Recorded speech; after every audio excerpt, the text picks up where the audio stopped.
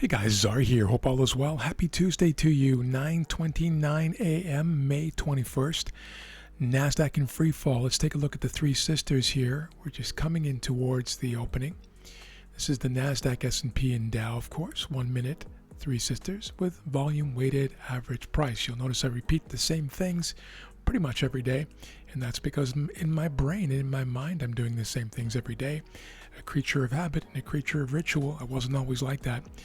But if you want to be a successful trader, I believe that the power of ritual is one of your best friends. Again, that's becoming a master of a single defined process, doing one thing alone, repeating it over and over again every single day, including what you say, what you think, how you breathe, how you sit, the times you do your visualization, your mindfulness, all those important things. This is something I've really been stressing with my groups, and I just know that a lot of traders need to hear that. Waiting for the first 1 minute to end in 20 seconds for the 1 minute open range. Again, we are in free fall in a clean traffic zone here. This would have been a really nice zone and break setup. Unfortunately, it was in the pre-market, and I have some rules or guidelines around trading in the pre-market. We had a similar type of a thing happen yesterday, and it was completely reversed on the open. Let's see what happens here now, or if we continue all the way down to close that clean traffic zone. I wouldn't be surprised if we did, of course, but anything can happen on the open, and that's why I don't typically jump in right before the open, even if it's a clean setup like this, unless we had 8:30 news. This is the 8:30 candle right here, and there was no high impact news. But if we have news, I don't trade before the news, of course, but I wait for the dust to settle, and if there's anything compelling, I may take it in the pre-market. Given that sell-off that we had here in the pre-market, I'm going to be very patient this morning, maybe not even taking any trades here. It'll have to be pretty compelling for me to take a look at. You'll notice that we are back into open range now on the NASDAQ, almost moving above, inside again on the S&P. The Dow is below, but also struggling to get below VWAP, whereas the NASDAQ and the S&P are below VWAP. I place less emphasis on VWAP here in the early stage of the New York session, because there really hasn't been a whole lot of transactions, quite frankly, on a relative basis. We only have the Asian and part of the UK sessions volume in that volume weighted average price, and now the massive North American and Western markets have joined the party to change that dynamic, right? But I do watch it, I do look at it. It is one of the units of conviction, or one of the elements I consider in my trade equation, if you will, before confirming or negating a trade idea. Nothing for me to do here. Got a bit of a mixed bag happening. In no man's land, in other words, between open range and VWAP, and kind of hovering around or oscillating around the EMAs that are squeezing together. This is just a messy picture, and there's certainly no clear direction here for me. We are in that clean traffic zone, now pushing up though, after a bit of a free fall here in the pre-market, as I mentioned. That's the NASDAQ. Let's take a look at the S&P. Also in a clean traffic range, but pushing up. Dow, different configuration. We are in this tight range or zone, if you will, from Asia and the UK. Try to push up here earlier, right there on the open. You see that there?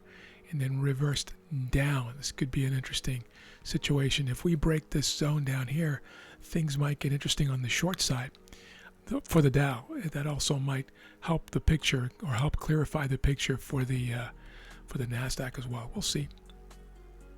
Nothing for me to do right now. So I'll put you on pause, guys, and to just cut out this dead air. I'll probably be sitting and watching this for a while here before doing anything, but I'll bring you back. All right, guys, here we go. Buy stop order right above the session high right now. It's already set on my platform right there. I will fix the marker here in a moment. And I'm in, guys. And I'm in. Did you see that there? Hopefully you did. Right there. Stop below the session low. So I'm in on the session high, stop below the session low, and now the waiting game. Looking for 1 hour only. in this very low VIX environment. Let's take a look at VIX today, shall we? Might be a little bit higher. I don't look at it every moment. Yeah, it's 12.4. That's actually up 2% from yesterday, and it's only 12.4 on VIX. That's a very low VIX. As you've heard me say many times, that a VIX below 20 makes it very difficult, or more difficult, for day traders to make money. A VIX below 17 is quite difficult. A VIX below 15 and the difficulty rises dramatically. And so you will see me often shooting for 1 hour targets with a VIX below 15, certainly below 14 or 13. And in the 12 handle, I will sometimes go for a 1.5 hour, occasionally 2 if it's very, very clean traffic and on that particular day if there's lots of volume and interest. And if it doesn't happen to be the summer months and so on and so forth. But when VIX rises above 16 or so, you'll see me go for 2 hours, a lot more. All right, guys, we're back. We've got a few minutes here. It's kind of just grinding around. So let me just take a couple of minutes and talk through a little bit of how I see the market open price action. As a matter of fact, price action in general. Have you ever watched or participated in a tug of war? Let's say you're watching a tug of war, and this is what's going on in my mind in the trading arena. Is that there's a tug of war between the bulls and the bears, and you'll have the bulls pulling prices this way, and you will have the bears pulling prices this way. So when this market opens, the bears are obviously pulling really hard here before the open. You see on the 30-minute chart here, 1, 2, 3, pulling down. The bears were very much in control, pulling on the rope here and winning. But a whole bunch of new players joined the game, and they grabbed the rope on both sides, by the way, right? Bulls and bears both grabbed the rope, but the bulls were stronger on the open here. There's new participants. The bulls were stronger and were able to pull this tug of war higher, then started to falter like you see in a regular tug of war, right? And then all of a sudden the ribbon, you know how there's a ribbon in the middle of the rope, pulls back a little bit, but then the bulls pull back a little bit, but they're not even able to regain the ground that they had almost. And the bears pull back down again, pull. They couldn't get back to the starting point. Then the bulls, all of a sudden, you sense and you feel the power. It was like a surge that were actually able to pull it back, the ribbon beyond where they were before. Now, when you see that happening in an actual tug of war, let's say in a gymnasium or on a beach somewhere, you see this surge of power. And the bears, for instance, in this scenario, kind of fall over themselves and trip. And you can feel this. What do you want to do? You want to start rooting for the bulls, right? You know, this side of the tug of war, because they clearly have found some power and some strength.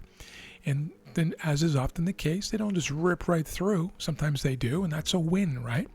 And we can have a win very, very quickly in that situation.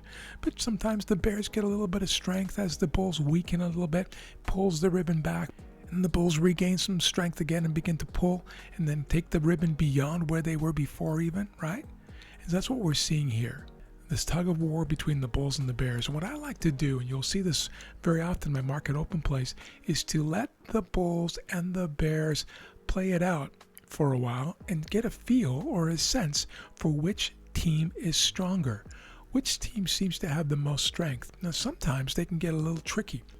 The bulls might look really strong, but then get tired and the bears take over for a while. And the bulls get strong again, they get tired and the bears take over for a while.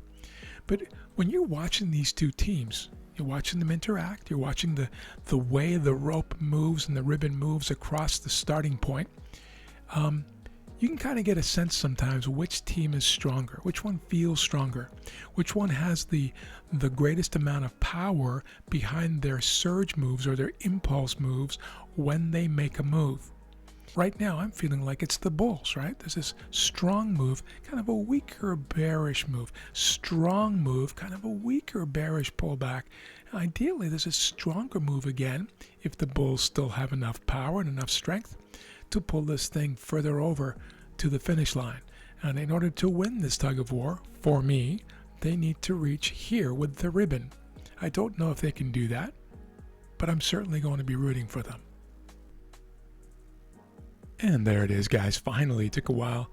Nice 37 3/4 points and 1R, and we've completed the zones. This is a nice tactical play with dynamic trade management. Have an amazing day. We'll talk to you soon. Thanks for being here.